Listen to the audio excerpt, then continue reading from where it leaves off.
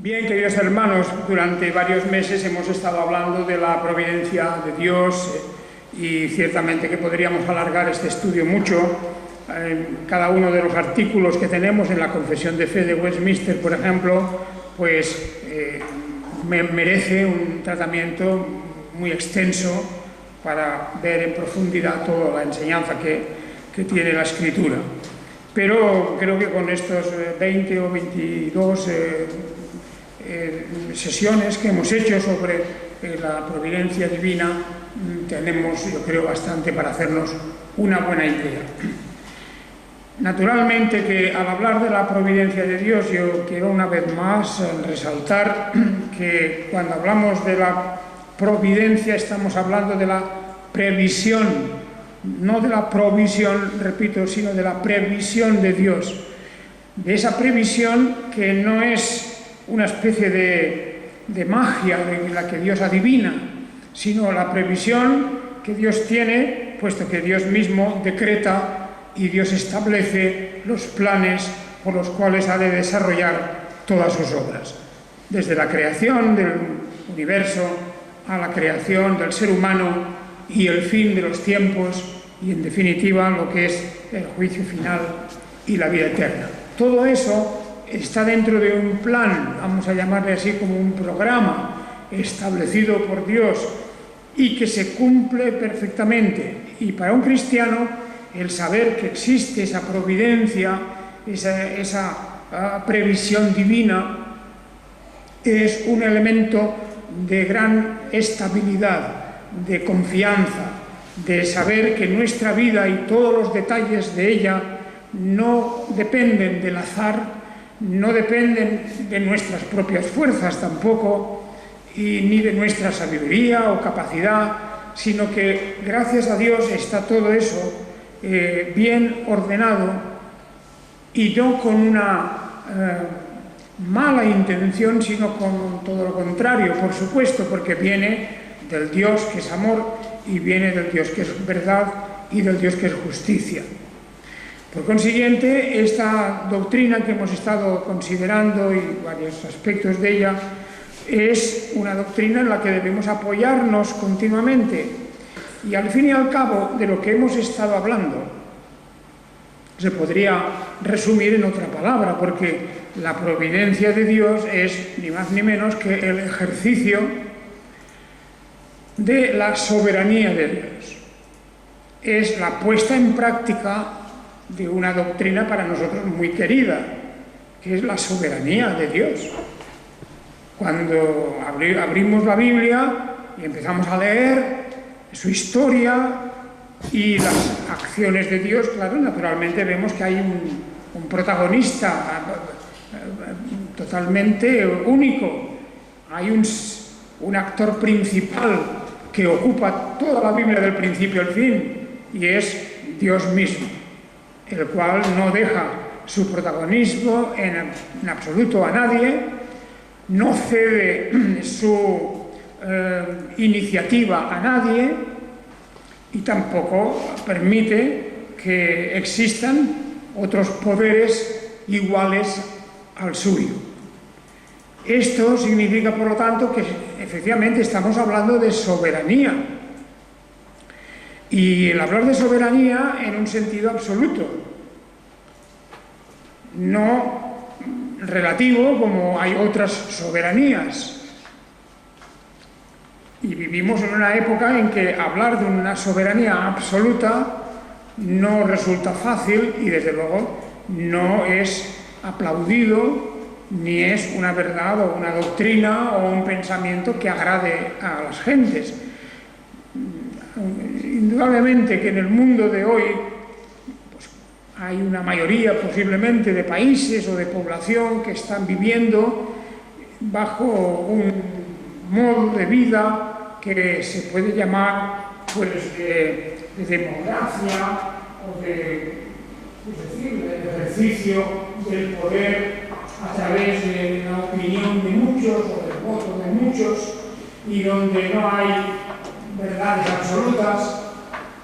Vivimos en un mundo que incluso tiene malos recuerdos de aquellos poderes más o menos absolutos que existieron en otro tiempo, las grandes tiranías, las grandes dictaduras, todo eso en el recuerdo colectivo de la gente hace que se retraigan muchos, que rechacen con cierto desagrado la idea de un poder absoluto, un poder único, un poder indiscutible, un poder que no necesita consultar a nadie.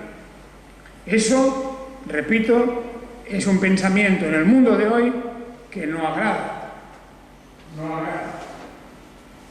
Y ciertamente podemos decir que posiblemente por el recuerdo que tienen muchos de poderes de esa clase que han sido injustos o incluso inicuos, pues bien, tiene una explicación.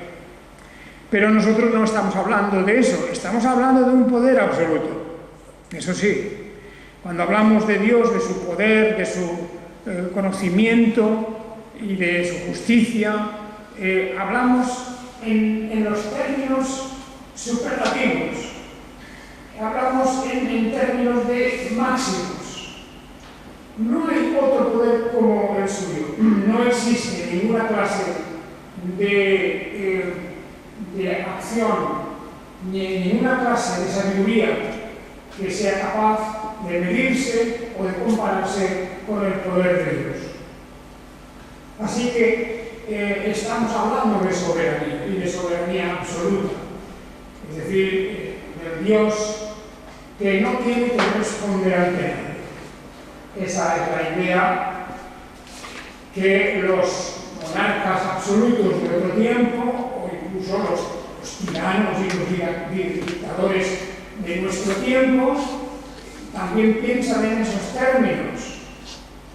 Es decir, cuando el ser humano se hincha en su vanidad y piensa que es el dueño absoluto de una nación, por ejemplo, pues lo primero que hace es decretar que él no tiene que dar cuentas a nadie, no tiene que responder ante nadie.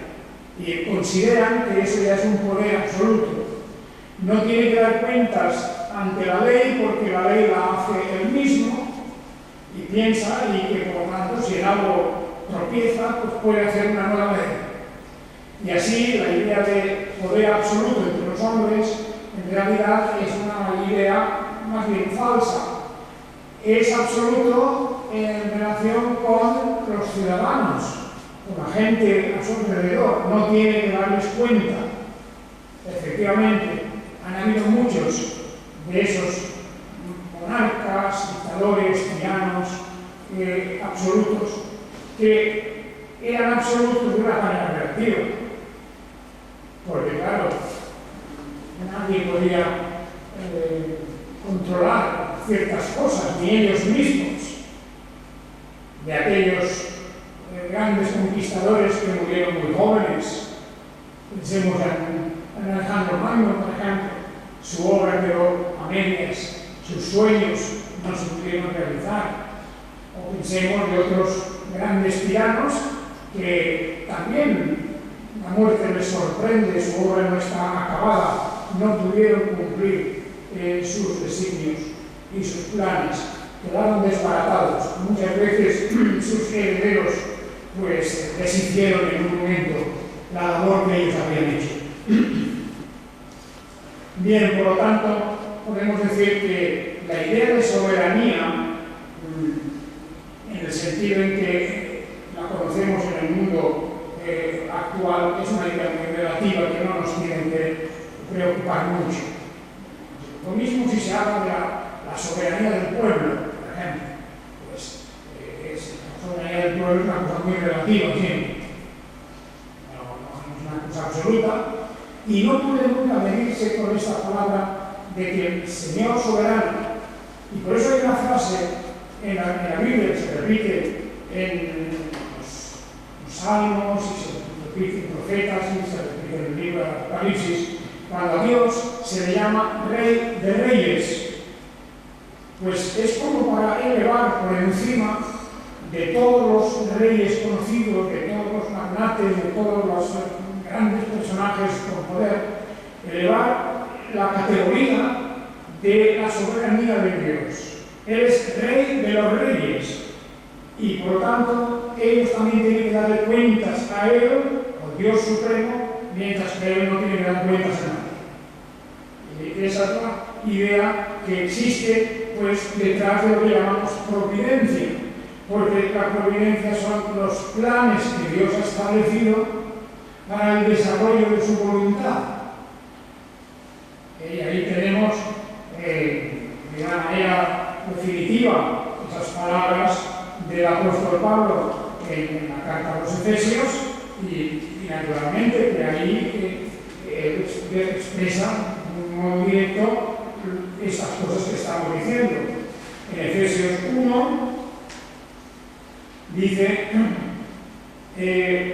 hablando del Mesías, hablando de la grandeza del Mesías, dice, en quien también fuimos hechos herederos, es Efesios 1:11, en quien también fuimos hechos herederos, habiendo sido predestinados conforme al propósito del que hace todas las cosas según el designio de su voluntad. Es una frase terminante, una frase definitiva. El propósito del que hace todas las cosas según el designio de su voluntad. Y no hay nada que pueda sustraerse a ese designio y nada que pueda impedir el desarrollo de esa voluntad, el cumplimiento de esa voluntad. El que hace todas las cosas según el designio de su voluntad. Grabemos esta frase en nuestra mente, lo cual nos hará apartar los pensamientos de la vanidad del humanismo moderno. El hombre en medida de todas las cosas nos hará apartar nuestra mente de todas las fantasías que hay alrededor nuestro sobre los sistemas y las teorías humanas de carácter social, de carácter económico, de carácter político, de carácter religioso, de carácter cultural, todas esas fantasías en donde el centro de todo es el hombre, el ser humano, el centro. Todo se hace por el hombre y para el hombre, mientras que el mensaje de las Escrituras naturalmente es que hay alguien por encima del ser humano, precisamente el que creó al ser humano, el cual dice, el Creador, hace todas las cosas según el designio de su voluntad. Qué gran mensaje y qué importante es tener eso en nuestro día cuando a través de todos los medios de comunicación solamente oímos hablar del ser humano, de sus planes, de sus programas, de sus proyectos, en definitiva, del ser humano como aquel que tiene en sus manos el futuro.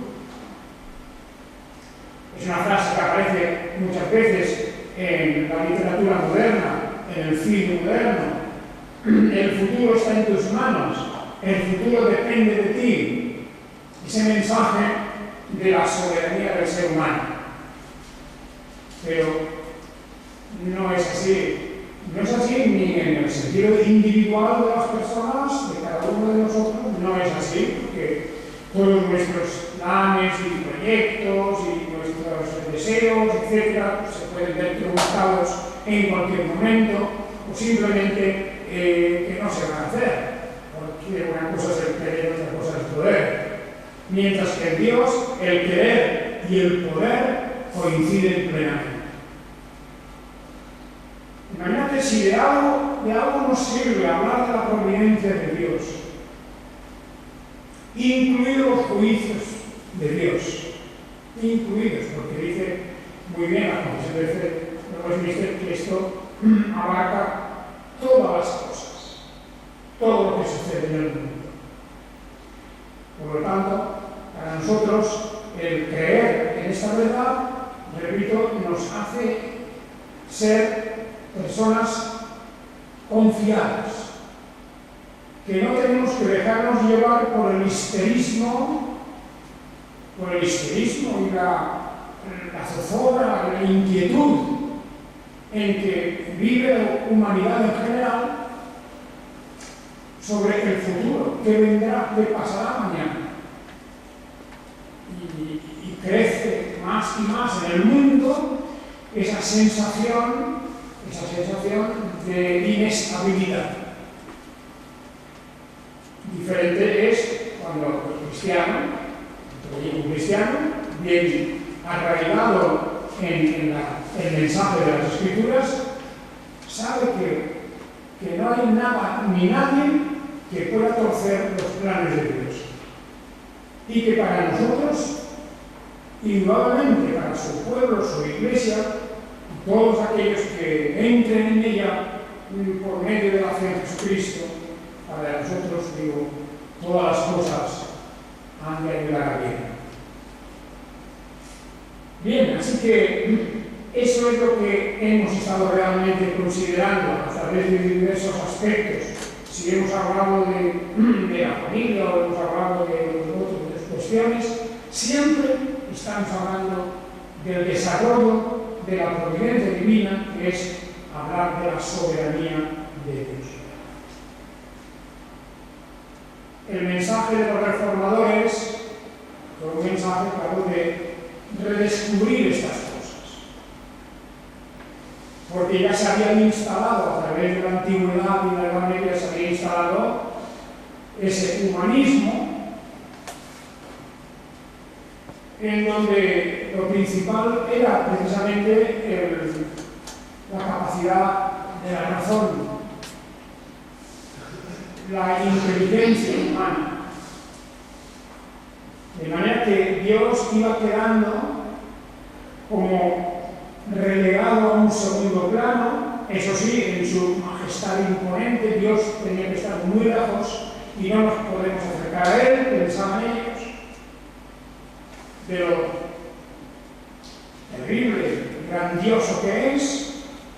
Y ahí estaba Dios retratado, pintado en las iglesias, con su carácter, su rostro adusto, serio, a veces incluso irritado. Fue el divorcio entre Dios y el ser humano, entre Dios y su pueblo, y su iglesia.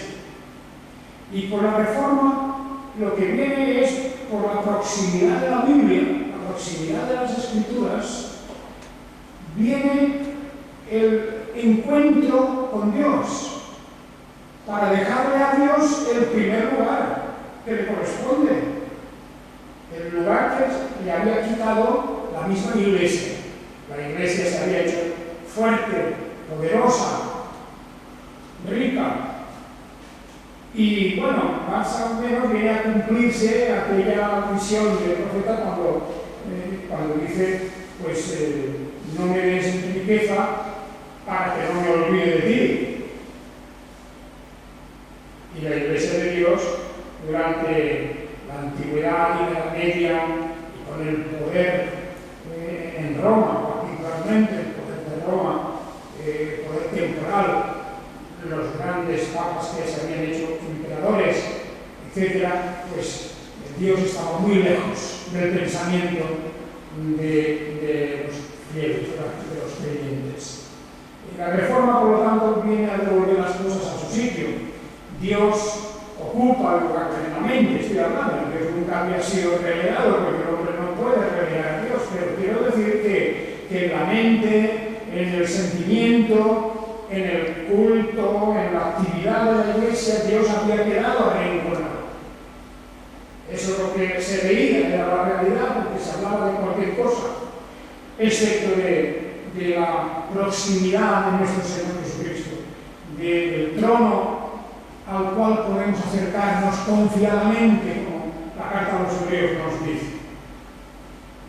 Y así, desde la Reforma aquí, lo que tenemos es una proximidad, porque sabemos que Dios está en todo, que Dios está en todo, en nuestro quehacer diario, en nuestra situación personal, en nuestros planes, en nuestros proyectos, en nuestros viajes, en nuestro entretenimiento, en nuestras aficiones, está en todo absolutamente, porque Él es ese Dios absoluto. Y no podemos quitar ninguna parcela de nuestro pensamiento, de nuestro interés, como reservada, donde Dios no puede entrar.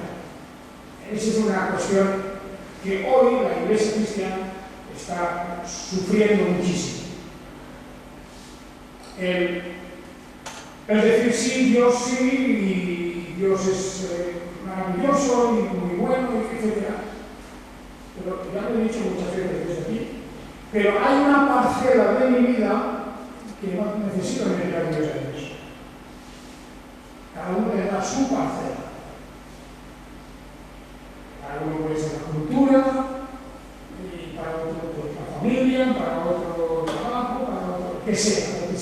Diferentes cuestiones y parcelas donde el cristiano puede caer en la tentación de que aquí no tiene nada que ver. No lo dice nunca nadie así, claro, nadie lo dice así, pero de hecho resulta que no se quiere ahondar en las Escrituras para ver lo que Dios dice sobre ese particular donde yo no he aplicado la enseñanza bíblica de la soberanía de Dios. Bien, esto es así. ¿Por qué es Dios soberano entonces? Bueno, pues Dios es soberano, evidentemente, porque Él es el creador. Él es el creador. Nunca debemos olvidarnos de eso. Él nos ha hecho, no nosotros a nosotros mismos. Esta es la idea bíblica. No nosotros a nosotros mismos. Él nos ha hecho a nosotros. Hay una manifestación muy clara de estas cosas en muchos lugares, particularmente también en el libro Apocalipsis. Es curioso que el libro Apocalipsis, ¿verdad? Claro, que cierra toda la revelación de la bíblica, viene a reforzar la idea de esa soberanía de Dios, sobre todo en el aspecto de ese carácter creador divino.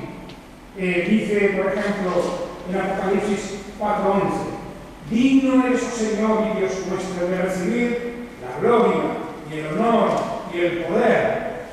¿Por qué? ¿Por qué? Porque tú creaste todas las cosas y por tu voluntad existieron y fueron creadas. Fijaos el razonamiento de este cántico. Los 24 ancianos que se postran ante el trono de Dios y que adoran al que vive por los siglos de los siglos y colocan sus coronas delante del trono. Fijaos la imagen de las coronas que ellos llevan. Eran importantes esos 24 ancianos representando a Israel, las tribus de Israel, de los apóstoles, y que se inclinan ante el trono majestuoso de Dios, ponen sus coronas ante el trono y le dicen: digno eres, oh Señor y Dios nuestro, de recibir la gloria y el honor y el poder, porque tú creaste todas las cosas. Claro.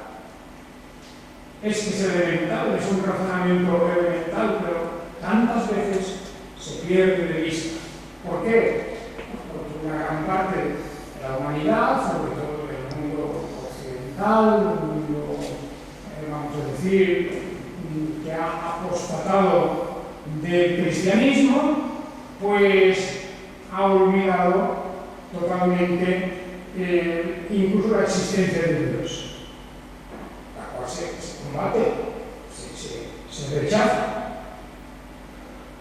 Pero en el momento en que alguien reconoce esa existencia, reconoce también que el mundo ha sido creado por él.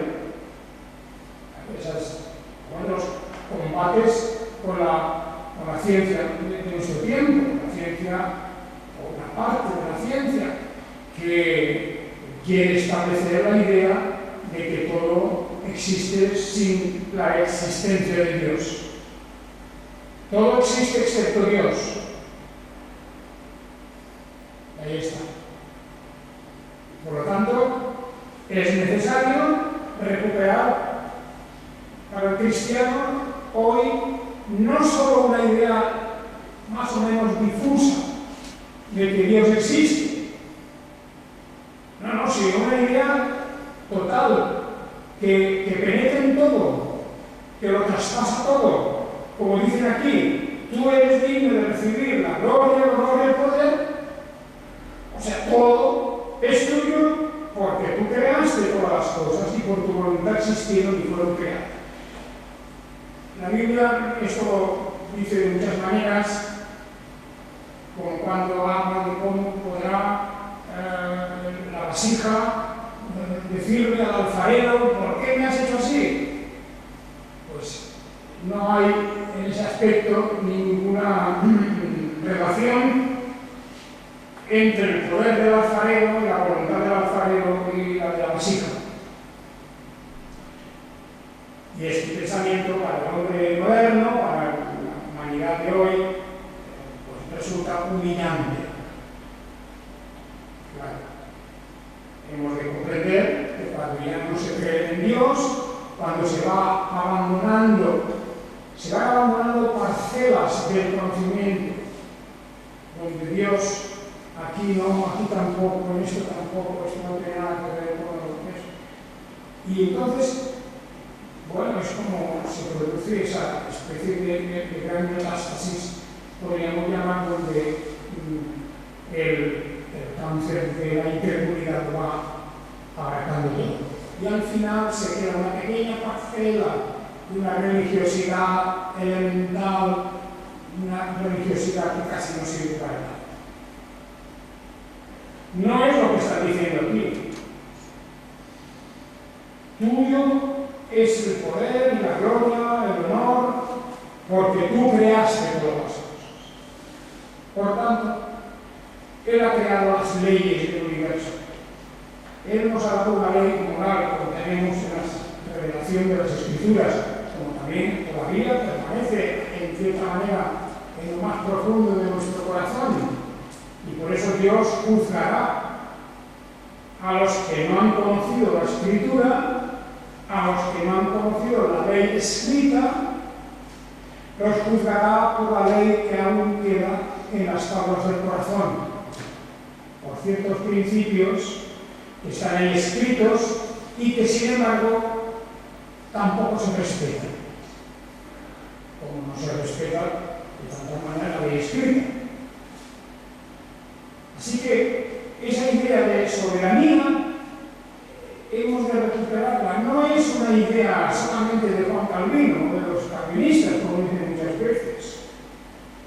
No. Yo diría que incluso en el pensamiento de los reformadores y de Juan Calvino en particular, esa soberanía de Dios, que efectivamente es muy importante en su pensamiento, pero esa soberanía se concreta en la persona de Jesús. De que Dios ha elegido para la restauración de un mundo que estaba hundido en el pecado, en la incredulidad, para su restauración, por medio de su palabra, por medio de la Iglesia, del ministerio de la Iglesia cristiana, Él ha elegido al Mesías, al Cristo, al ungido. Y por eso el pensamiento de Juan Calvino, si encontraron, digamos, el motivo principal de su discurso, es el de la persona de Jesucristo. Es la persona de Jesucristo. No es, como muchos piensan, la predestinación. Cuando uno lee las obras de Calvino, pues efectivamente algunas veces habla de la elección y de la predestinación. Pero eso lo hace como una cosa subsidiaria, como una consecuencia de la soberanía de Dios en lo que dice el texto que tenemos aquí detrás, que la persona de Jesucristo es el poder de Dios y la sabiduría de Dios, que la combinación del poder y la sabiduría de Dios no tiene una expresión más fuerte y más determinante que la persona de nuestro Señor Jesucristo. Esta es la idea que florece continuamente en el pensamiento de Juan Calvino. La persona de Jesucristo, en el cual tenemos la esencia de todo esto. La puesta en práctica, porque si no, la idea de providencia, de soberanía, se podría quedar un poco en la teoría, en la especulación, en las palabras solamente, ¿no? Esa soberanía divina, esa divina providencia, esa majestad en la que él manifiesta en sus obras, todo está reflejado en una manera concreta, en una persona concreta, en el cual habita la plenitud de la divinidad, en el cual habita la plenitud de la humanidad.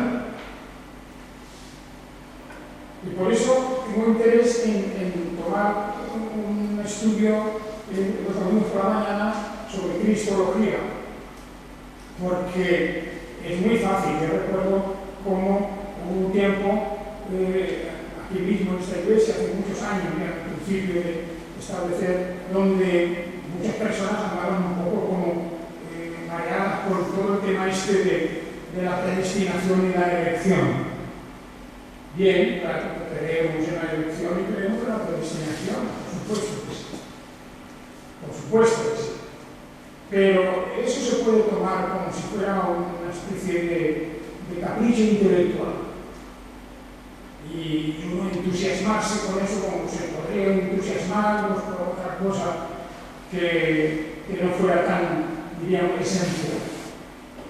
La elección y la predestinación son aspectos de la soberanía de Dios, y la soberanía de Dios es la puesta en práctica de la providencia divina. Y todo esto que estamos hablando, hermanas, es para hacer ver la importancia de cómo todo eso se reúne en la persona de nuestro Señor Jesucristo. La persona de nuestro Señor Jesucristo es lo que, digamos, que el Evangelio de San Juan empieza de un modo que además lo dice todo. En un principio era el Logos, y el Logos estaba ante Dios, y Dios era el Logos. El Logos, o el verbo, o la palabra, que luego nos identifica. El apóstol Juan nos identifica. ¿Quién es el Logos? El Logos que era esa palabra griega que significa precisamente el verbo, el pensamiento, la razón, casi la esencia de las cosas. El Logos. Y dice las cosas de tal manera que Dios era el verbo, el Logos, o el Logos era Dios. Esta es la forma de esta frase. En un principio estaba ante Dios, todas las cosas por Él fueron hechas, es decir, por el Logos. Cuando Dios en el libro de Génesis directamente nos está diciendo, y Dios dijo esto se ha hecho y fue hecho, y aquí nos dice que el Logos hizo estas, por Él fueron hechas, por el Logos, y nada de lo que ha sido hecho fue hecho sin Él. En Él había vida, y la vida era la luz de los hombres, la luz resplandece, etc. Y por eso dice, y el Logos se hizo carne. El Logos se hizo carne. El que era de la esencia misma divina se hizo humano, se hizo carne. Y tabernaculizó. Ese es el verbo que se ha inventado el traductor aquí. No existe tabernaculizar. Vivir en un tabernáculo. Vivir provisionalmente en una forma, en la forma humana, como si habitara en un tabernáculo. habitó entre nosotros y contemplamos su gloria, gloria como del unigénito del Padre, lleno de gracia y de verdad. Bien, ahí bien vemos cómo el Evangelio comienza con esto. Los otros evangelios comienzan con el nacimiento de Jesús. El nacimiento, es decir, cuando el Verbo se hizo carne, en ese momento, ahí toman la historia ahí en ese punto. Pero nosotros, aquí en el Juan, vemos que en el principio ya existía el Logos. En el principio creó Dios los cielos y la tierra. Bien, esta es la idea, y hoy vamos a terminar aquí porque también tenemos la Santa Cena que celebrar, pero esto es el pensamiento que intentaba comunicar a través del estudio de la providencia divina, de cómo todas las cosas confluyen al final en la voluntad misma que hizo posible que el Verbo se hiciera carne, humano, y que habitara entre nosotros, que viéramos su gloria y que luego realizara aquella gran obra de redención. Pues bien, ese es un plan de Dios, y como Dios es soberano, Dios no ha pensado ese plan consultando a alguien, ni ha pensado esas cosas pensando que a lo mejor tiene que dar cuentas a alguien o respondiendo ante alguien, sino que es el triunfo total, apoteósico de la voluntad divina, y hemos de recordar, hermanos, que ahí tenemos, sí, esta manera en que a veces de una forma algo, diríamos, chocante, porque nos produce un choque, una especie de choque, ¿verdad? La manera en que dicen las Escrituras las cosas, como por eso sí que termina en Romanos 11, en versículos 33 al 36, cuando habla del tema este, es la continuación de lo que hemos leído esta mañana. Dice, oh profundidad, fijaos qué texto, oh profundidad de las riquezas, de la sabiduría, del conocimiento de Dios, cuán insondables son sus juicios e inescrutables sus caminos. Pues ¿quién entendió la mente del Señor? ¿O quién fue su consejero? ¿O quién le dio a él primero para que le sea recompensado? Porque de él, por él y en él son todas las cosas. A él se la gloria por siempre. Amén. Fijaos cómo esto es semejante a lo que en el capítulo 9 de esta misma carta el apóstol también viene a decir en esos versículos cuando habla de su voluntad, del que quiere tener misericordia, del que quiere endurecer, de una serie de cuestiones en que cualquiera hoy, con ese espíritu popular y democrático de la gente, ¿verdad? Democrático entre comillas, no existe esta cosa. Entonces dirás, ¿por qué? Pues sin culpa, porque ¿quién ha resistido a su voluntad? En todo caso, hombre, ¿quién eres tú para que alterques con Dios? ¿Dirá acaso lo moldeado al que lo moldea? ¿Por qué me hiciste así? No tiene por qué estar el alfarero para hacer de la misma masa.